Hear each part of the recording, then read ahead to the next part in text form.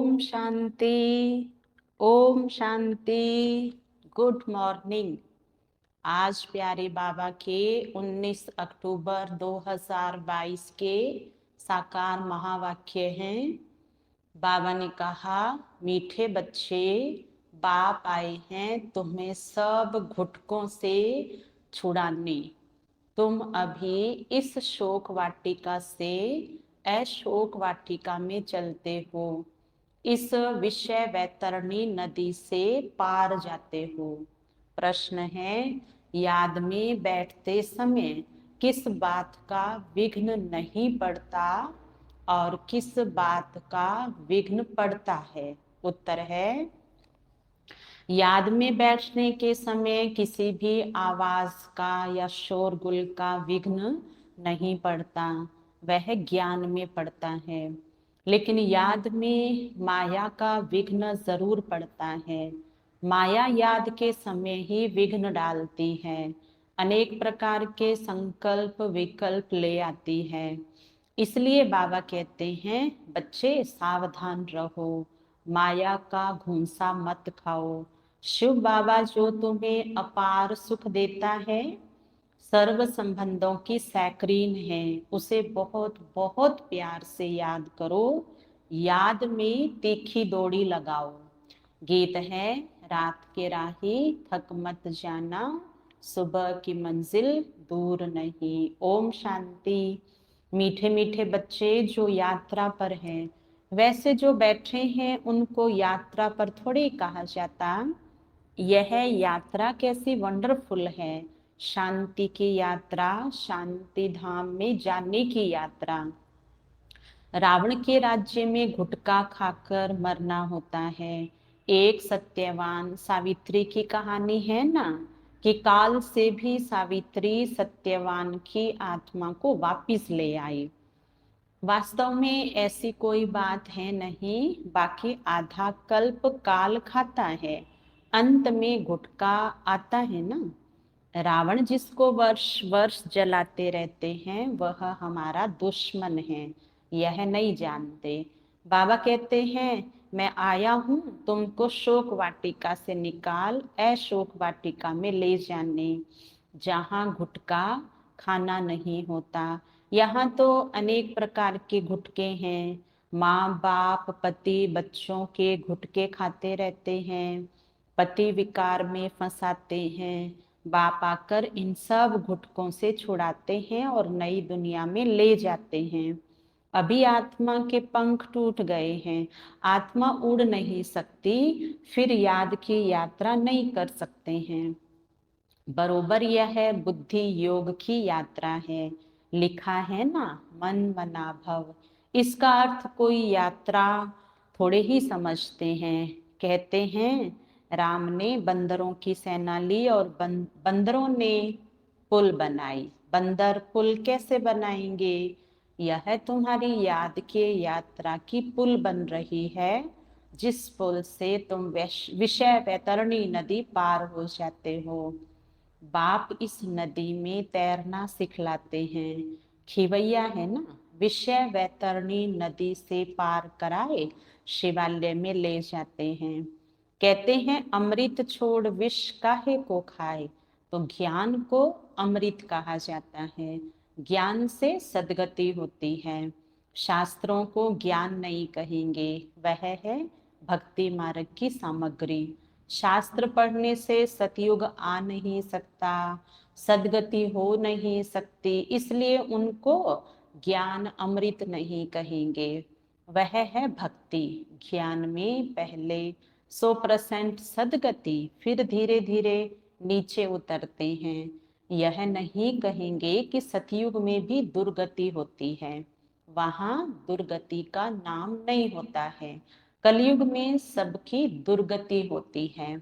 तुम जानते हो, सर्व पर दया करने वाला बाप एक ही है, जिसको ही श्री श्री कहा जाता है।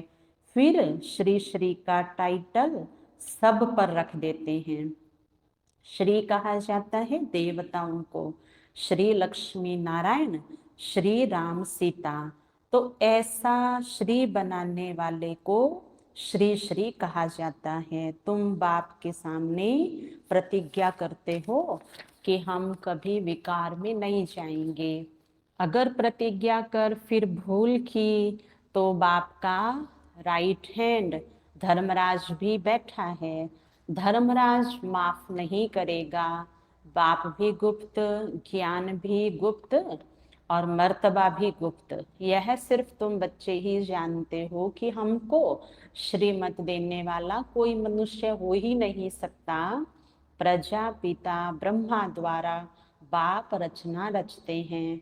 प्रजापिता सूक्ष्म वतन में तो होता नहीं, जरूर यहाँ ही होगा। तुम बच्चे समझ गए हो कि ब्रह्मा इस समय ब्राह्मण हैं, इनको भविष्य में बादशाही मिलती है। देवताएं पतित दुनिया में तो राजाई कर ना सके, तो पुरानी दुनिया का विनाश चाहिए। विनाश होना भी जरूर है, अभी थोड़ी देरी है। तुम्हारा अभी नए झाड़ का सैपलिंग ही पूरा नहीं लगा है। आगे गाते थे तमेव माताश्च पिता तमेव। सबके आगे यह महिमा गाते रहते हैं, समझते कुछ भी नहीं। अच्छा विचार करो, ब्रह्मा माता कैसे हो सकते? लक्ष्मी नारायण की भी अपनी राजाई चलती है, तो उनको माता पिता कह ना सके। तो इस समय परम पिता परमात्मा प्रैक्टिकल में माता पिता का पार्ट बजा रहे हैं। फिर भक्ति मार्ग में महिमा गाई जाती है, उसमें भी पहले पहले शिव बाबा को तमेव माताश्च पिता तमेव कहते हैं। पीछे लक्ष्मी नारायण सीताराम सबको कहते रहते। अकल तो कुछ है नहीं, शिव बाबा है सैकरीन। यह मनुष्य मात्र सब आसुरी मत पर दुख ही देते हैं, और मैं सबके एवज में सबसे जास्ती सुख देता हूँ। मैं दाता हूँ। मैं तुम बच्चों को श्रीमत देता हूँ कि बच्चे तुम जितना याद की यात्रा पर रहेंगे, स्वदर्शन चक्र फिराएंगे, कमल फूल सम्मान बनेंगे, उतना ऊंच पद पाएंगे। इन अलंकारों का अर्थ कोई समझा ना सके। अलंकार तुम ही धारण करते हो। निशानी विष्णु को दे दी है, तीसरा नेत्र भी देवताओं को दे दिया है। वास्तव में तीसरा नेत्र भी तुमको मिलता है। त्रिनेत्री त्रिकालदर्शी ये अक्षर है ना, इसका अर्थ भी इस समय तुम आत्मा की बुद्धि में है। आत्मा की बुद्धि में ही सब कुछ रहता है। मेरी आंख नाक कान भी शरीर नहीं कहता है, आत्मा कहती है यह मेरा शरीर रूपी महल है। आत्मा को मालूम पड़ा है कि मुझ आत्मा में 84 जन्मों का पार्ट नूंधा हुआ है। कितनी गुप्त बातें हैं। आत्मा को रॉकेट भी कहते हैं। जिस आत्मा को शरीर छोड़ लंदन में जाना होगा तो सेकंड में चली जाएगी। उन्होंने कितना तीखा रॉकेट बनाया है, जो सुबह चले तो शाम को पहुंच जाए। आगे स्टीमर में 3-4 महीने लग जाते थे, अभी भी स्टीमर में 1 मास लग जाता है, एरोप्लेन में 1 दिन। परंतु आत्मा बहुत तीखा रॉकेट है, जो 1 सेकंड में पहुंच जाती है, जो कोई भी देख ना सके। तुम आत्मा का ऑल राउंड पार्ट है। अच्छा, परमात्मा का पार्ट क्या है? द्वापर से मेरा साक्षात्कार कराने का पार्ट है। जो जो जिस भावना से मुझे याद करता है, उनकी मनोकामना पूर्ण करता हूँ। अभी मेरा ज्ञान देने का पार्ट है, पतितों को पावन बनाने का पार्ट है। उन तुमको मास्टर नॉलेजफुल गॉड के बच्चे मास्टर गॉड बनाता हूँ। जिन्होंने कल्प पहले पुरुषार्थ किया था वही करेंगे। बच्चे कहते हैं कल्प पहले आए थे, अब फिर से वर्षा ले रहे हैं। किसके पास आए? माता पिता के पास। सरस्वती सबकी माता है, उनकी माता ये ब्रह्मा है, इनकी माता तो कोई है नहीं। शिव बाबा खुद कहते हैं तुम मेरी बन्नी हो। तो फिर मैं कहता हूँ पति बिगर खाना मैं कैसे खाऊंगा।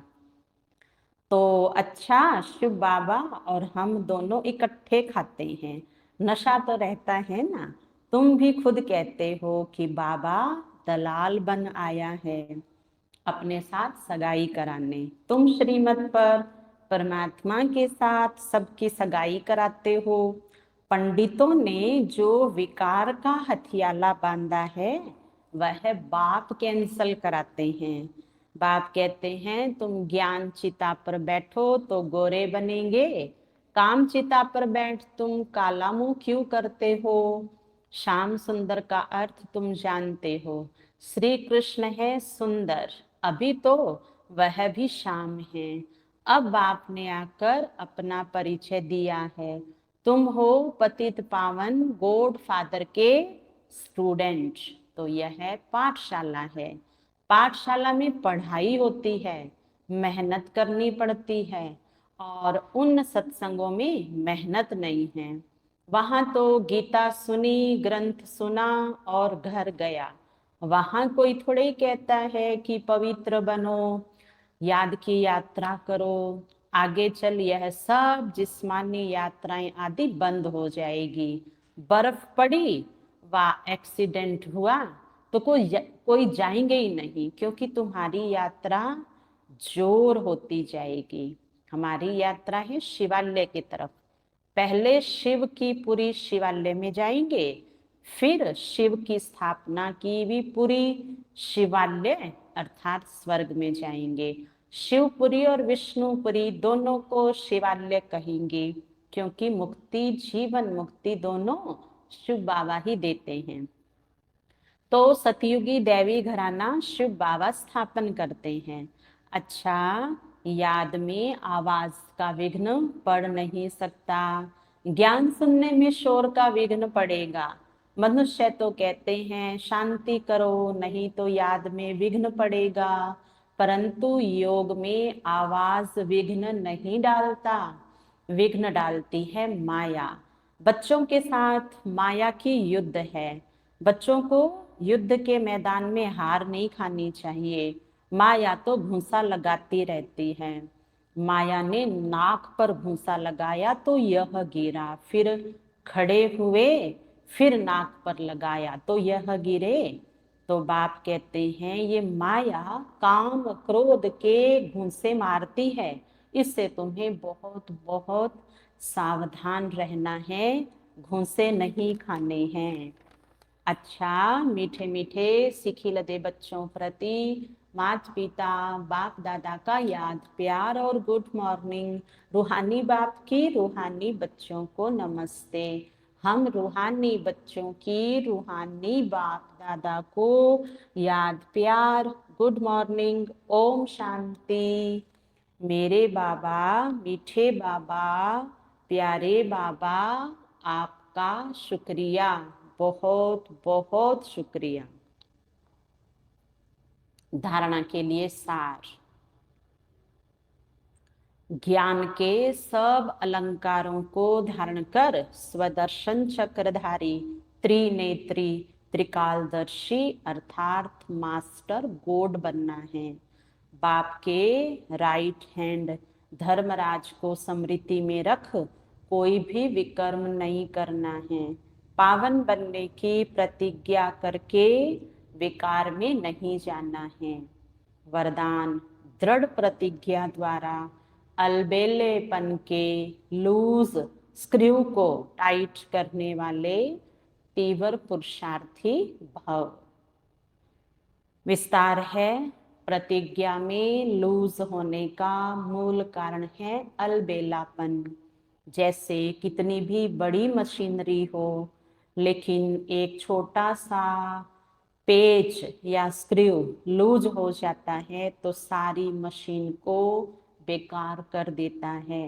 वैसे प्रतिज्ञा को पूरा करने के लिए प्लान बहुत अच्छे बनाते हो, पुरुषार्थ भी करते हो, लेकिन पुरुषार्थ व प्लान को कमजोर करने का स्क्रू एक ही है, अलबेलापन।